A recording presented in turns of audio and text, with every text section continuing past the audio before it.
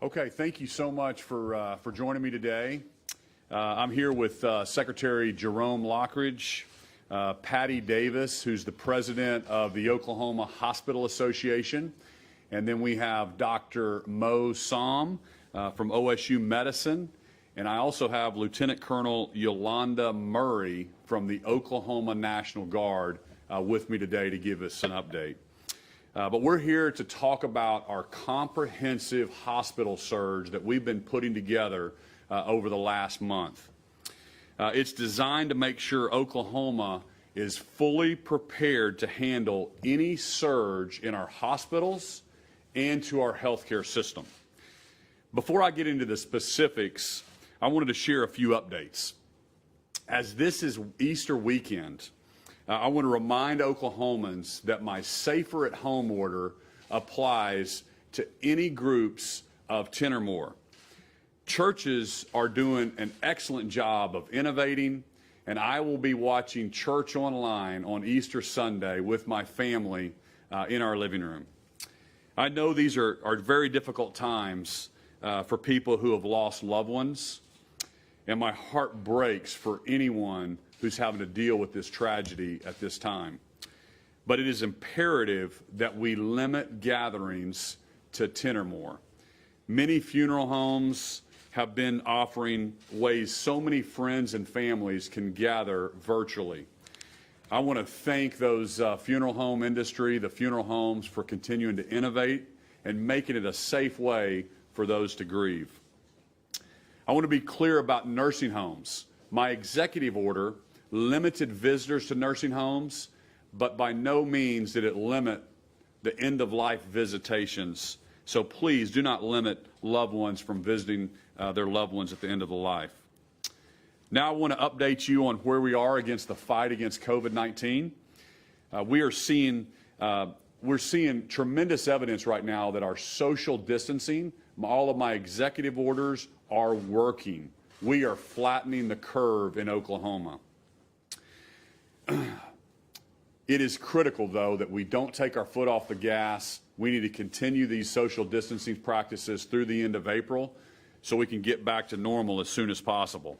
So remember, stay at home if you can, limit your trips to essential businesses, and limit one person to the grocery store if possible.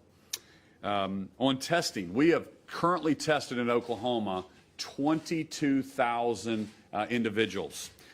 We have more than 70 mobile test sites set up all across our state. One of our private labs here in Oklahoma, RML, will be doing their 5,000th test today. I'm just so thankful for all the testing that we've put together in a short amount of time in our state. COVID-19 has caused many challenges, but it's also created great partnerships. I really appreciate those partnerships with all of our private labs, both of our universities for really standing up their testing capacity. I want to remind Oklahomans that if you have symptoms of a temperature of 100.4, if you have shortness of breath or cough, or if you've been exposed to someone that's tested positive for COVID-19, I want you to get tested. Remember, you can call your primary care physician, you can call 211, or you can go to coronavirushealth.ok.gov to find out where you can get tested. We currently have 1,600 positive cases in our state, but 790 people have already recovered. I'm also cautiously optimistic regarding our trends in hospitalizations. We have remained flat for the last 11 days in our hospitals, COVID patients hospitalized all across our state. That's a good trend that our modelers are continuing to update. But now is not the time to stop the social distancing. It is working, and we've got to continue that effort through April 30th. The IHME model that the White House Task Force references shows that Oklahoma is flattening our curve. I wanted to show this map to you. We are projected to see 1,115 beds needed. That's what the model shows. Even on the high end of the model, around 2,698 beds, the great news is Oklahoma has 4,633 hospital beds specifically designed for COVID patients in the state of Oklahoma. So we have created tremendous capacity. We're in good shape. The next graph shows 229 ICU beds needed. Oklahoma, we have 3 times that many ICU beds available in the state of Oklahoma. Even on the high end of the peak, we're still in good shape. When it comes to ventilators, our last graph I wanted to show you, we're projected to need 195 ventilators at our peak. But Oklahoma, we are very well prepared. Our team has been searching around the globe for more ventilators, and we have almost 1,800 total ventilators available in the state of Oklahoma, more than we're going to need even in the large end of the peak. Even with what the IHME model projects as the worst case scenario, I just want to remind Oklahomans, we are in good shape in the state of Oklahoma on total beds, ICU beds, and ventilators. Our state health department has also been working, and I've been asking the modelers at the University of Oklahoma and Oklahoma State University and the state health department with their epidemiologists to continue to revise the models from the data we're seeing on the ground in the state of Oklahoma. And I want to remind Oklahomans, that's the way that we will make decisions in our state, is based on the scientific data and the health experts that are advising us. The state model moves the peak up to April 21st, but shows we'll need fewer hospital beds, but more ICU beds, but still well under Oklahoma's current capacity. Either way, we're in good shape, and that's been my #1 goal, and the Governor's Solutions Task Force is to make sure that Oklahoma is prepared for any inevitable peak. But I want you to know that just because the models continue to look better over time, we have to keep our guard up. You know, in Oklahoma, we love our weather forecasts, and despite how many talented meteorologists we have across our state, we know that forecasts can change over time. And the hook echo doesn't always drop a tornado. That's why my Governor's Solution Task Force has been working so hard on this detailed, comprehensive plan to plan for the worst. I hope we never have to use it, but I want you to know that we will be prepared in the state of Oklahoma. Before I turn it over to others on my task force, I want to thank all of our wonderful hospitals, our doctors, our nurses, our healthcare professionals, our first responders around the state for everything that you've been doing. You know, most of our hospitals have had to make some really tough decisions, financial decisions, by foregoing elective surgeries to protect the PPE in case of this surge. So I want to thank the hospital specifically and what they're doing to get ready for this surge. They've done a tremendous job. We asked them to surge up to make sure that we had the capacity for Oklahomans, and they've done a really good job. And I wanted to bring up Patty Davis. She is president of the Oklahoma Hospital Association, to give you an update and tell you some of the great things that our hospitals have been doing. Patty, will you please come forward?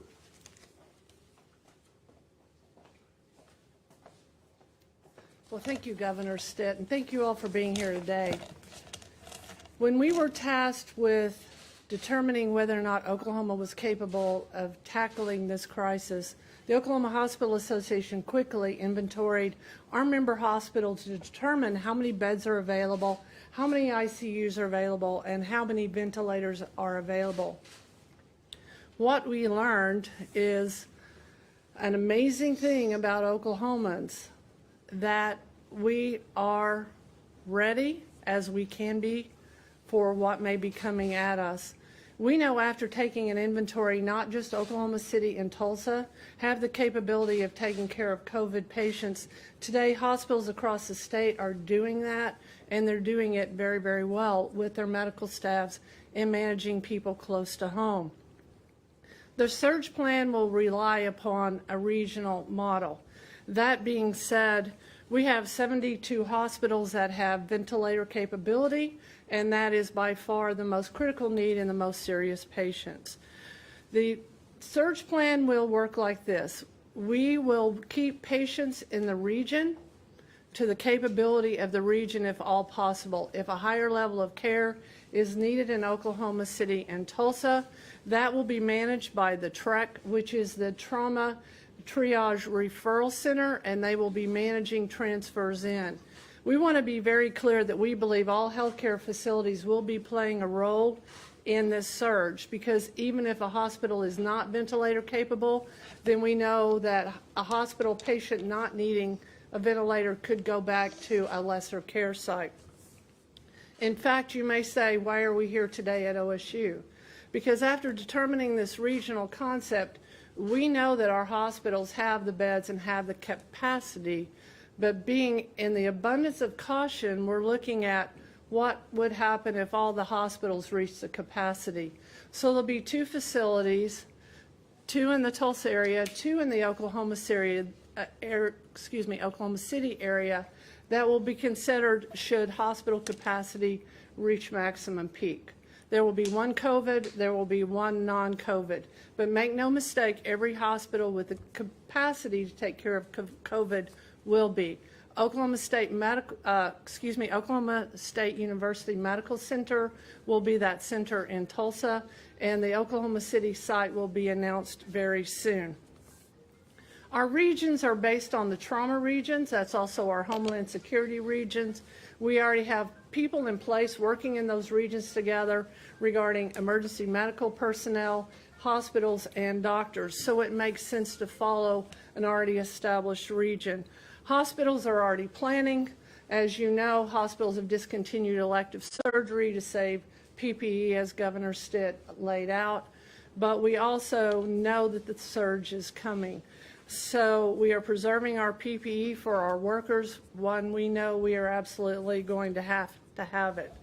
So I'd like to say thank you to the folks that have helped us put this plan together with the National Guard, the Oklahoma State Health Department, and my team at OHA. And at this time, I'd like to turn this over to Dr. Mo Som, who's the Chief of Staff of OSU Medical Center. Dr. Som?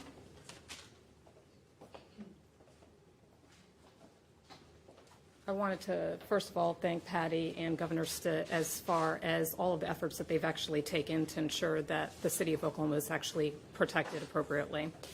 I also want to emphasize what both of them have mentioned is that this very much is a collaborative effort between all of the healthcare facilities in conjunction with the governor's office. This has been designed very carefully in order to protect all of our Oklahoman citizens if this surge should actually happen. One thing that I do want to emphasize that was also mentioned is that this is not able to be accomplished unless all of the healthcare facilities are working together. This means that patients that are in their existing systems, if they're COVID positive, should not be transferred immediately over to COVID designated flex facilities. This is essentially a safety outlet if we should in fact hit the surge. One of the most important things that I can encourage all of Oklahomans to do is, number one, maintain social distancing, maintain good hand hygiene, because we know those things are actually working.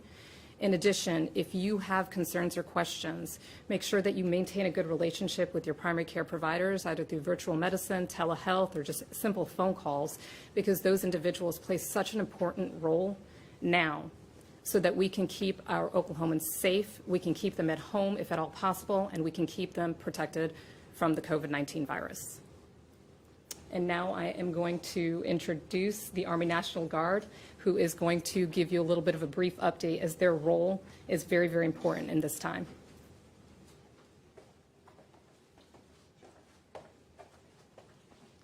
Thank you, Dr. Som. I'm Lieutenant Colonel Murray. I'm currently a medical administrator and planner for the Oklahoma Army National Guard.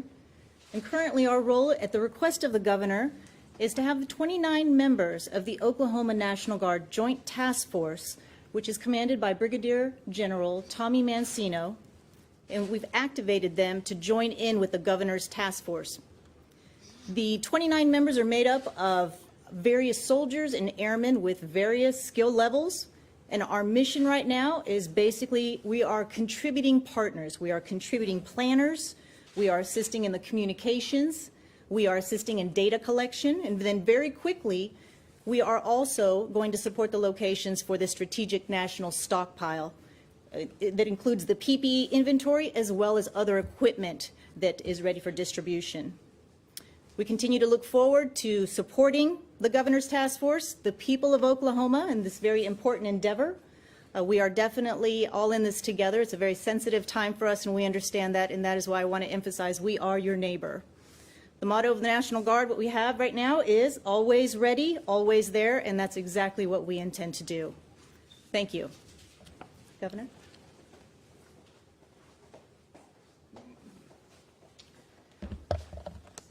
Thank you, Lieutenant Colonel Murray. Dr. Somm, appreciate that. Patty, thank you for your comments. You know, I want Oklahomans to know that we are prepared for whatever may come. We have the hospital surge plans in place, and that's our main goal, is to make sure that ventilators, ICU beds, and hospital beds, that we are prepared for any spike that might happen. I also want our healthcare community to know that we will be holding online information training sessions about this surge plan over the Echo platform. So please be watching your, looking at your email, and we'll be sending you that out so you can dial in if you have questions. Oklahoma, we all have a job to do right now. We can all play a role in making sure that we remain safe. So stay home if you can. Be responsible about your trips to the store by only sending one person, and make sure you continue to practice all the social distancing that we've laid out. You know, we are going to get through this together. So stay home, stay safe, and stay strong. So God bless you. Have a great weekend, and we'll be back in here to update you again next week. Let me open it up to a few questions for myself and the team. Yes, sir. We've gotten some questions about whether there are people who have died with COVID-type symptoms, but they weren't tested while they were living, and whether they are tested after they post-mortem. Yeah. I'll let, yeah. Great question in regards to if individuals are actually dying with potentially COVID-type illnesses, but they may not have been tested. We can't count for all of the individuals that are in the community that may have actually died within the community and they actually hadn't reached a healthcare facility to be tested. As far as the post-mortem diagnosis, it really depends on if those individuals are going for autopsy or not, if you can actually truly determine if their death was related to a COVID-related illness. One of the things that I think the public needs to understand and keep in mind that we still have other underlying conditions that can play a role in the risk of having an illness that could potentially be fatal, and not every death that is transpiring is 100% related to COVID-related illness. And so the other part of your question was, are patients being aggressively screened essentially as they're coming into the hospital for any possibility that it could be related to COVID? I can assure you that that is happening. We understand that this virus is continuously changing, and we understand that this virus is potentially presenting with other concomitant disease presentations, and so those individuals are being screened appropriately and definitely not unnecessarily, to ensure that if COVID is playing a role into their health care, that it is being addressed. But I suppose if someone were to die at home or something like that, it's possible that they could have potentially. And they're not, there's no autopsy, so we don't really know what happened. No, if an individual has died at home and there was no autopsy, there was no way to definitively tell, well, if that was a death secondary to a COVID-related illness. So I guess the answer is it's possible, but not likely. You're correct. It is always possible. Yes. Well, you're so you guys had said at one point, once OSU Med got up and running the testing lab center, you would be able to test anywhere from 2,000 to 2,800 people a day. The most up-to-date numbers are showing that you've done basically 2,200 in about 2 weeks. So what's really going on with that, and when will we see that, That increase in the numbers? Yes. Sure. Good afternoon. I'm Jerome Lothridge, Secretary of Health. The OSU facility is ramping. They have capacity currently to do as many as up to 2,800 tests. Right now, for instance, yesterday we collected 1,000 samples, 1,000 swab samples through our distributed testing and sampling centers. So it can, at full peak, reach that. It's really, at this point, a matter of getting our sampling numbers up.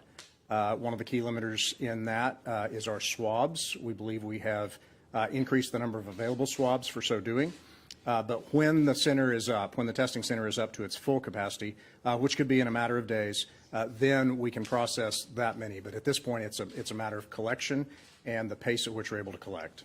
You're saying it's still not up to full capacity right now? Oh, it has the full capacity to do so. Now it's a matter of sampling, of getting the samples in on the front end. So you're saying you're not getting the 2,000, 2,800 samples? Right. No, we collected 1,000 through our system as of yesterday. So that's the governor's admonition that those individuals who are presenting symptoms be tested. This is the way in which we will increase that total base of testing. I have a question for the governor. So you're urging people that are feeling symptoms to get tested.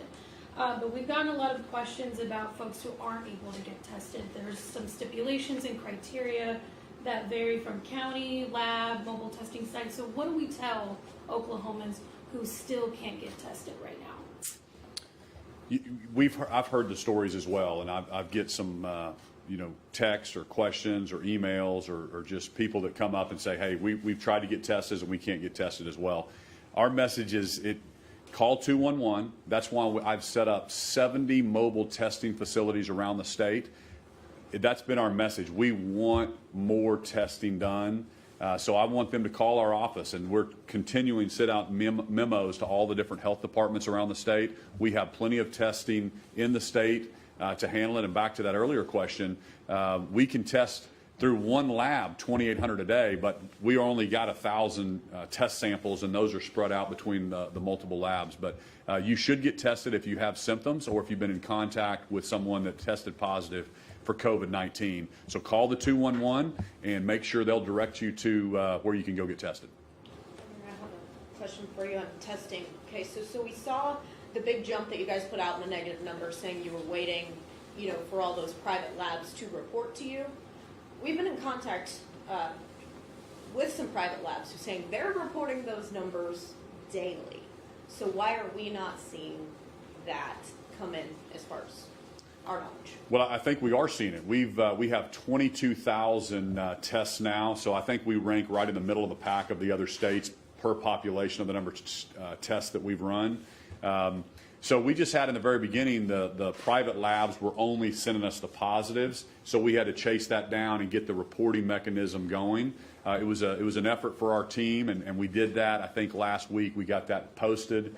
Now we're up to 22,000 tests, and we're going to continue to do that. The other positive thing is we think we're going to be a national leader on an antibody test. We have some labs right now proofing some antibody testing. That is going to be a game changer for Oklahoma and the nation when we can test the general population of who's been exposed and who has already developed antibodies. So out of the 1,600 people that are positive in Oklahoma, remember 790 have already fully recovered. And so we need that information out there as well to get everybody back to work. And so we're working on that. We need more data, of course. But those are going to be some things that will help us get back past this and get this in the rearview mirror. Along those same lines, you had said you had to go get that data from the private labs. So those backdated negative tests, you said went back to early February. We didn't have a positive test until like a month later. So my next question is, can you tell me how many people were tested in that month? And I guess they were all negative. Did we, Well, I never said the month of February, so I'm not sure when that went back, when the first test was. I know we had our first hospitalization in early March. Right. So I would have to dig into the details on those 22,000 and find out when the first test was from a private lab. So you realize that the hospitals around the state have certain contracts with private labs, and that private lab could be in California or Dallas. That's why I focus so hard to get our labs in the state to turn those over within 24 hours because it was taking, in some cases, up to 7 days to get a positive result.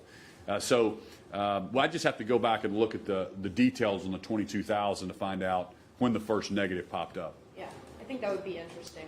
Sure, we can. With all the talk about when this actually showed up in Oklahoma, I know we never know, but I think it would be interesting to know when we started testing actually and how many negative tests. Yeah, I'll be happy to get you that detail on that 22,000, and we get a briefing every single day. I've got briefings that have all those tests. I know how many swabs we're doing. We're ramping that up tremendously because that's about isolation and really tracing down and who has come in contact with those people. It's just so important to get our testing up, and so that's why every press conference I'm reminding Oklahomans, go get tested if you have symptoms. Thank you. Thank you. I'm sorry, I'm still not real clear on the not backup plan, but with the National Guard and the hospital associations and as far as the flex sites. Yeah, so the COVID flex, those are hospitals, or what are those that are being sort of like held in reserve in case you need them? Sure, thank you. The model that we pursued, again, in close collaboration with the Hospital Association and with regional hospitals, really has these three concentric circles. In the center is the 40% flex-up plan. So you will recall that by virtue of the governor's executive order about 10 days ago, hospitals were asked to submit plans that contemplated a 40% flex-up. So the center circle represents the collaborative effort of all the 151 member hospitals and all medical centers in the state. So in the yellow is the 40% flex-up that was brought in from that. In the next concentric circle out, we stipulate that there will be 2 COVID flex hospitals, one in the greater Oklahoma City area and one in the greater Tulsa area. We're sitting in the greater Tulsa area's location here at Oklahoma State. Go ahead. Is it here or is it the hospital over here? Yeah, it's across the river, so Okay. right over here. Yeah, we're sitting proximate to the location, but here at Oklahoma State University. The outer concentric circle is really designed for true flex capacity for non-COVID. So it's possible that we displace sufficient numbers of patients such that we need other hospital capacity. And in this respect, we've drawn in the U.S. Army Corps of Engineers. They've reviewed a number of sites. Again, this was pursuant to the governor's executive order and his particular stipulation that the Corps go and look at a minimum of 10 locations. I believe they've actually surveyed a much greater number of that, 15 to 20. These locations are diffuse and are throughout the state. They will represent what we will go to, again, if we need non-COVID folk accommodated in other hospital settings. And that planning is underway. Those are projects that can be turned on fairly quickly in the matter of days through the U.S. Army Corps of Engineers. And then taken together, again, important to remember that the outer 2 rungs really do represent our safety net should we see an overrun in that 40% flex up over our existing hospitals. Okay, and so then I've also read some stories about hospitals that have said that some of their shipments and equipment have been seized by the federal government. Have we had any of that here, or is there any concern that since we seem to be sitting in a pretty good shape that somebody's going to come in and say, okay, we want 100 extra ventilators? Right. We have not particularly experienced seizures by the federal government. To be clear, there are abundant supply chain disruptions. Most of this equipment, as you know, by now is coming out of China, and therefore the supply chain is always suspect, but no time greater than this pandemic. Nonetheless, our particular circumstances are that we sit in good numbers on those key areas, masks most particularly, N and KN95 ventilators, or respirators rather, and then on other nitrile gloves, gowns, face shields. Many of those items are either in full stock or are actually being produced here in Oklahoma. I would cite both gowns and face shields in that latter category.